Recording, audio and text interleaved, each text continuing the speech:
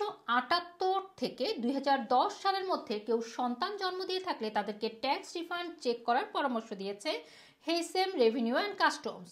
Tax record মুছে ফেলার ফলে ক্ষতিপূরণ পাওনা মানুষের প্রকৃত সংখ্যা অজানা থাকার খবর প্রকাশের পর এই ঘোষণা দিয়েছে হেইসেমারসি।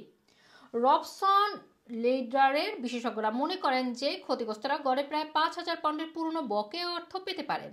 Department for work and pension জানিয়েছে হোম রেসপন্সিবিলিটিস প্রোটেকশন অ্যাকাউন্টের পার্থক্যের কারণে স্টেট পেনশনের কম অর্থ প্রদানের ফলে 300 মিলিয়ন পাউন্ড থেকে 1.5 বিলিয়ন পাউন্ড পর্যন্ত বিল জমা হয়ে থাকতে পারে। এই অর্থ এখন ফেরত দেওয়া হবে।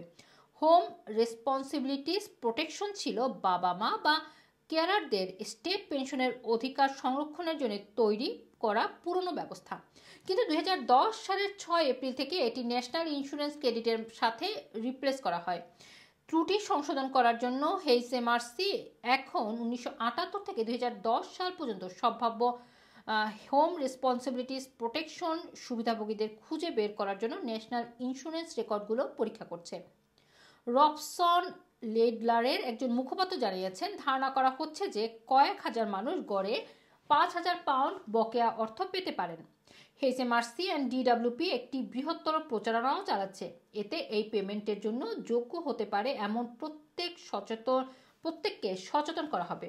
হেইসেম রেভিনিউ অ্যান্ড ট্যাক্স ডিপার্টমেন্ট ব্যক্তিদের রেকর্ডে তাদের হোম রেসপন্সিবিলিটিস প্রোটেকশনের সম্ভাব্য ফাঁকগুলো অ্যাসেসমেন্ট করার জন্য পদক্ষেপ নেওয়ার আহ্বান জানিয়েছে।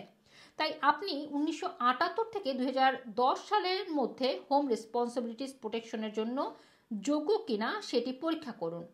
আপনার যদি 16 বছরের কম বয়সী কোনো শিশুর জন্য চাইল্ড বেনিফিট পেয়ে থাকেন তবে আপনি যোগ্য হতে পারেন।